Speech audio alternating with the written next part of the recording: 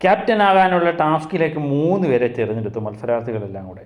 ആര്യൻ ഒരു മത്സരാർത്ഥിയാണ്, ജിഫേൽ ഒരു മത്സരാർത്ഥിയാണ്, അഭിലാഷ് ഈ പ്രാവശ്യവും മത്സരാർത്ഥിയാണ്. അങ്ങനെ 3 പേരെയാണ് തിരഞ്ഞെടുത്തത്. ഏറ്റവും കൂടുതൽ വോട്ട് കിട്ടിയത് ആര്യന് തന്നെയാണ്. ആര്യൻ 12ഓളം വോട്ടുകൾ ആര്യന് കിട്ടിയിട്ടുണ്ട്. അത് ആര്യൻ അർഹിക്കുന്ന ആൾ തന്നെയാണ്. കാരണം കഴിഞ്ഞ ടാസ്കിലൊക്കെ മികച്ച പ്രകടനമായിരുന്നു ആര്യൻ്റേതായി നടത്തിയത്.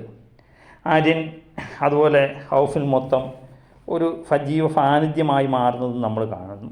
അപ്പോൾ ആര്യൻ ഒരു മികച്ച മത്സരാർത്ഥി തന്നെയാണ്. പക്ഷേ അഭിലാഷ് രണ്ടാമത് വന്നിരിക്കുന്നു. അഭിലാഷ് 9 വോട്ടുകളുമായി അഭിലാഷ് 2ാം സ്ഥാനത്ത് നിൽക്കുന്നു.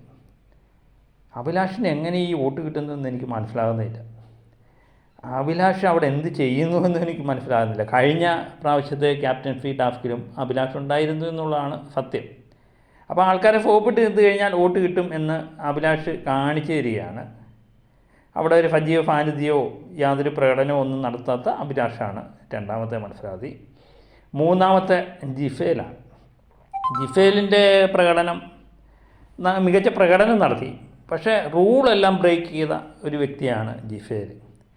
അപ്പം ഈ ക്യാപ്റ്റൻസി ടാസ്ക് എടുക്കുമ്പം ഈ റൂള് മൊത്തം ബ്രേക്ക് ചെയ്യും. ബിഗ് ബോസ് പറഞ്ഞിരിക്കുന്ന റൂള് മൊത്തം ബ്രേക്ക് ചെയ്ത ഒരു മത്സരാർത്ഥിയാണ് ജിഫേൽ. അപ്പം ജിഫേലിനോട് ലാലേട്ടൻ എന്ത് ഈ ആഴ്ച പറയുമെന്നുള്ളതിനെ പറ്റി ആലോചിച്ചുകൊണ്ടിരിക്കുമ്പോഴാണ് ജിഫേലിനെ ക്യാപ്റ്റൻസി ടാസ്കിലേക്ക് തിരഞ്ഞെടുത്തത്.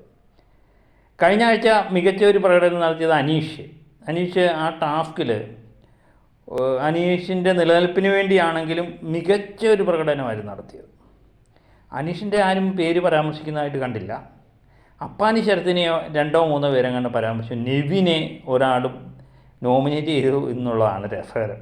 നെവിനൊക്കെ എന്ത് ചെയ്തിട്ടാണോ ആവും. ഇതാണ് ക്യാപ്റ്റൻസി ടാസ്കിലെ 3 പേർ.